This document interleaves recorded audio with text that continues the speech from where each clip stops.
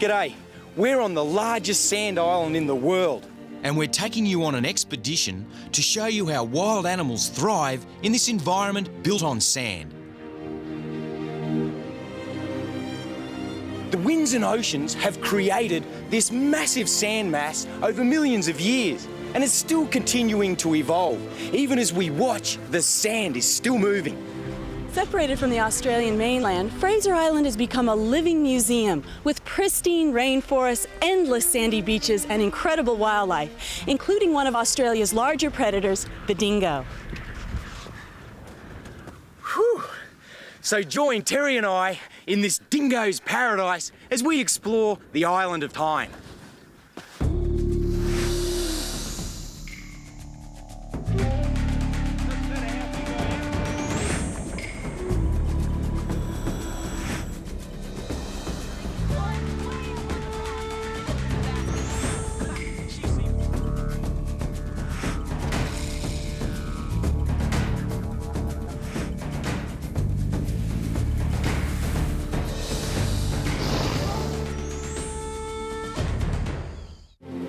Fraser Island is just off the southern end of the Great Barrier Reef. It's the biggest island in a part of Australia known as the Great Sandy Region. Fraser Island is a place where the beach is a designated highway with official speed limits and road rules. But this is one highway where wildlife always has right of way. It's their home and an important habitat for many species. But not for sea snakes. They normally don't come ashore for any reason at all. This one seems to have been washed up by big seas after a recent cyclone. The sea eagle senses an easy meal, and it's right. The sea snake is sick, and it's also weakened by its struggle against the ocean. When a tide goes fully out, the snake dies, and for the eagle, it's a simple swoop to snatch the body from the dry sand. Sea eagles and other birds of prey are right at the top of the food chain on Fraser Island.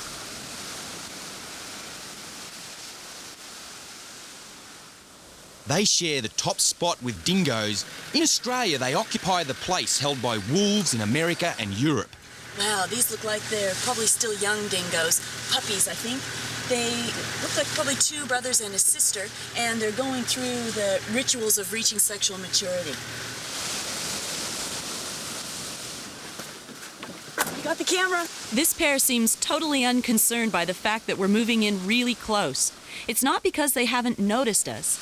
The reason they're not worried is that Fraser Island dingoes are very used to human beings. Up to 500,000 visitors land on the island every year. That familiarity means we can get close enough for the shots we need for developing a dingo exhibit at the Queensland Reptile and Fauna Park. Now, as soon as we class the dingo as a feral animal, we run into controversy. The bulk of the evidence points to the dingoes coming to Australia about 4,000 years ago with the Macassan traders from Southeast Asia. So does that make them an introduced species, or is 4,000 years long enough to say they're a native animal?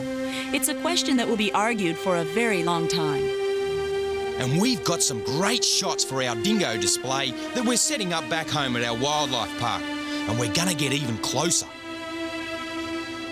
These Fraser Island dingoes are absolutely brazen. They've had so much contact with tourists who feed them food scraps illegally, I might add, that they've become aggressive in their scavenging, and some of them now pose a real danger to humans. Because there is so much tourist activity on this part of the island, we decide to head further north for a more undisturbed look at the wildlife. The Nagola rocks aren't really rocks at all. This black material is a mixture of sand and decaying vegetable matter that's been compacted and hardened by the weight of sand building up on top. It's known as coffee rock, and it's the foundation of almost the entire island. And you'll always find a patch of coffee rock exposed here at Nagola Rocks, but this time there's more than usual. The cyclone has washed a lot of sand away, and the coffee rock that's been exposed makes a really tough barrier to overcome. It proved to be some of the toughest four-wheel driving I've ever had to manage.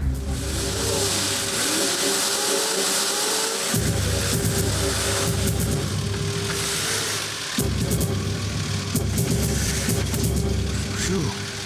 Finally we made it through the rocks, and up ahead is some nice smooth sand. It's amazing how many vehicles get trapped by the tide and are totally demolished in the surf out on Fraser Island. The beach ahead is going to take us into some amazing wildlife habitats. Wind, sand and water, the three forces that shape this island of time. And between them, they've created one of the great, unstoppable forces of nature. They're called sand blows, gigantic sand dunes that are driven slowly across the island on a track dictated by the wind. Sand blows bury everything in their path. Forests disappear and emerge as dead stumps many years later. The whole process of a sand blow starting and finally running out of momentum can take hundreds or even thousands of years. The only other natural event that compares with a sand blow is the movement of a glacier, the frozen rivers in colder climates. These massive systems on this island of time are sometimes called glaciers of sand. When the trees emerge as lifeless stumps, they're transformed again by natural sandblasting that strips away the wood until a tree finally disintegrates. Sometimes the only thing that will stop a sand blow is when it completely crosses the island and reaches the water.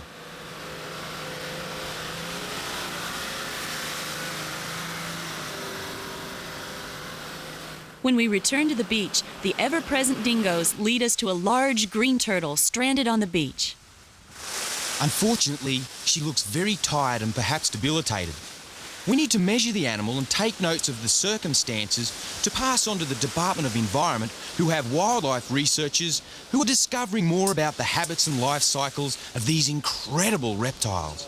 These scratch marks on the shell could be the result of a boisterous mating ritual.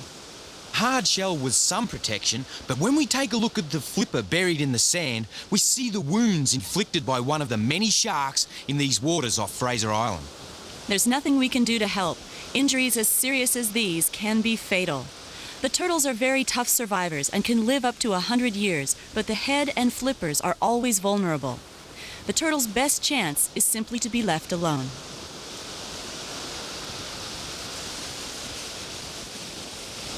Dingoes are curious of everything, and human activity might mean food, and this one follows Terry to see if she has any scraps.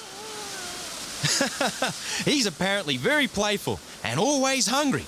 This performance has probably won him a feed in the past. Then he spots a bird and gives chase. Is he just being playful, or does he want a feed? As Steve said, the dingo's always on the lookout for food. A small whiting has been hit by a predatory fish, probably a mackerel. It's a perfect target for the birds. Because it's injured, the fish is easy to spot from the air and easy to catch.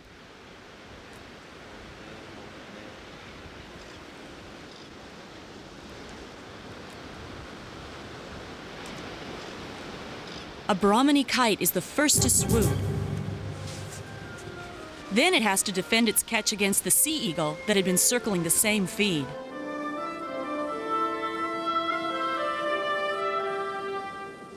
Further along the beach, we find a shovel-nosed shark.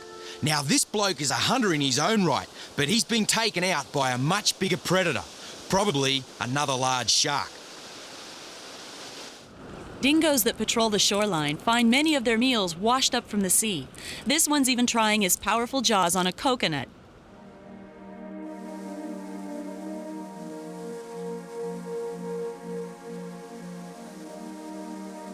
Fraser Island has been known for its rich fishing for longer than recorded history.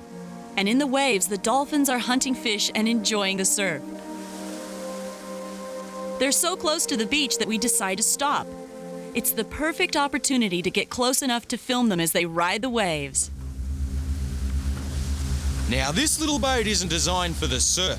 Normally, we use it for chasing crocodiles in calm water, but dolphins don't come in this close to shore very often, and it's the perfect opportunity for what seems to be a little bit of a risk.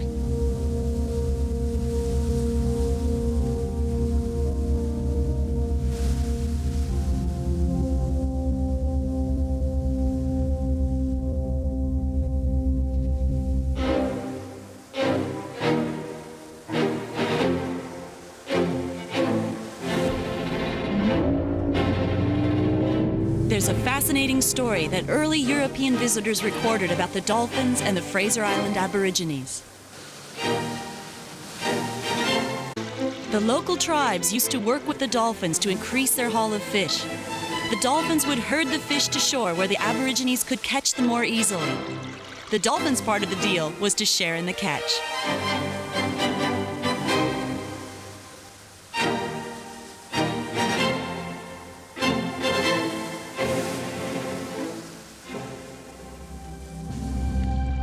These dolphins are having a great day.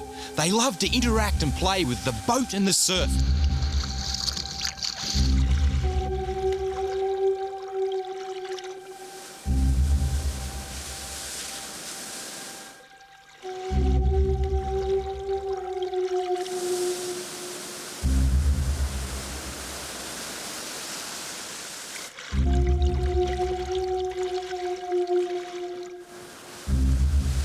So far, so good.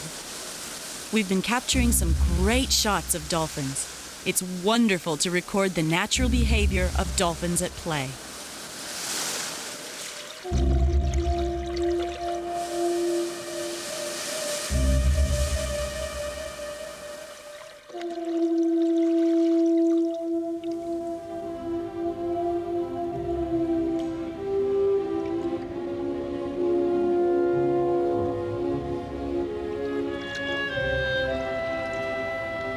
The fish life here is a real mixture. There's some you wouldn't want to touch. Take a close look at this narrow-line toadfish and then avoid it. The flesh is extremely poisonous. Here's another green turtle. They're fairly common around Fraser Island, which is well known as a breeding, egg-laying, and feeding area. Seaweed is one of the turtle's favorite food sources, and it's tangled up with fishing line. This form of pollution can be deadly. The turtle can choke to death or die of slow starvation when their digestive system becomes blocked by the nylon fishing line.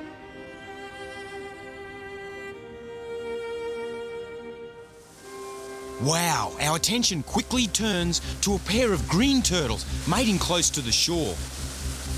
This is such a rare opportunity that it's Terry's turn to go into the ocean with the underwater camera.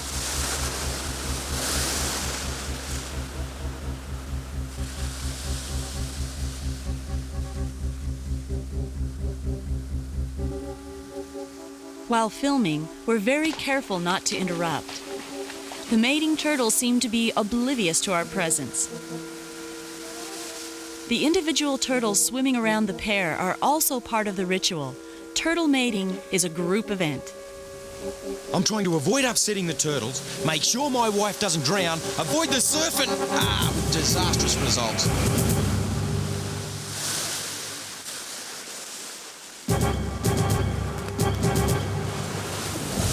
The two mating turtles didn't even acknowledge my near-death experience. The big problem I've got here, as the surf crashes in, the suction holds me under the boat and my legs are trapped.